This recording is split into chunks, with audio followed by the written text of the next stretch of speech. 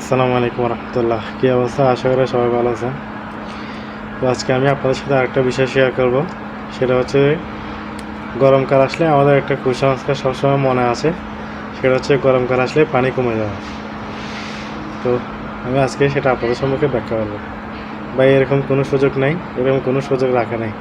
গরমকাল আসুক আর ঠান্ডাকাল আসুক, রেডিয়েটর থেকে গাড়ি থেকে পানি কখনো কমবে না যদি আপনার গাড়িতে কোনো প্রকার লিক না থাকে। ঠিক আছে? একটা ইঞ্জিন সাধারণত 83 থেকে 100 ডিগ্রি পর্যন্ত তাপমাত্রা উৎপন্ন করে। তো এটাকে তাপমাত্রা উৎপন্ন করে এই জন্য পানিটা রাখছে কী জন্য? পানিটা ইঞ্জিনটা ঠান্ডা রাখার জন্য। তো পানি কীভাবে ঠান্ডা করে? পানি ওদের সঙ্গে সঙ্গে গরম হয়ে যায় ইঞ্জিনের সাথে সাথে। তো পানি ঠান্ডা রাখার জন্য একটা কুলিং সিস্টেম রাখছে এটা হচ্ছে রেডিয়েটর। আপনার গাড়িতে ইঞ্জিনের ভিতর যে পানিটা গরম হবে সেটা ওয়াটার পাম্পের মাধ্যমে রেডিয়েটরে আসবে।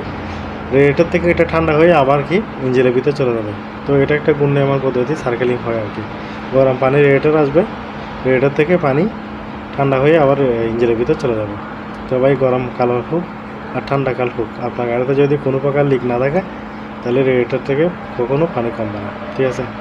আমরা আপনাদেরকে কেন চেক করতে বলি প্রতিদিন? আমরা প্রতিদিন চেক করতে বলি এই জন্য যে পানি যদি কোথাও লিক করে তাহলে আপনি তো বুঝতে পারবেন না। এখন আপনি যদি প্রতিদিন পানি চেক করেন তাহলে পানি যদি কমে যায় তাহলে বুঝতে পারবেন যে আপনার গাড়িতে কোথাও না কোথাও লিক হয়েছে। এখন আপনি একদিন চেক করতেছেন না 2 দিন চেক করতেছেন, এভাবে ধরেন 1 মাস আপনি চেক করেন নাই, হঠাৎ করে এর মধ্যে কী হয়ে গেল, এর ভিতর আপনার গাড়িটা অতিরিক্ত হিট হয়ে গেছে।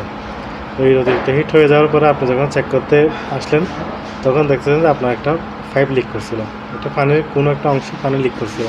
আপনি সেটা বুঝতে পারেন না, সেজন্য আপনার ইঞ্জিনটা অতিরিক্ত হিট হয়ে এটা নষ্ট হয়ে যেতে পারে। তো সেজন্য আমরা সবসময় আপনাদেরকে সাজেস্ট করি যে প্রতিদিন নিয়মিত পানি চেক করবেন। পানি চেক করলে আপনি বুঝতে পারবেন আপনার গাড়িতে কোথাও লিক আছে কিনা পানির। তো আজকে ভিডিও পর্যন্ত, সবাই ভালো থাকবেন, সুস্থ থাকবেন। আল্লাহ হাফেজ। আসসালামু আলাইকুম।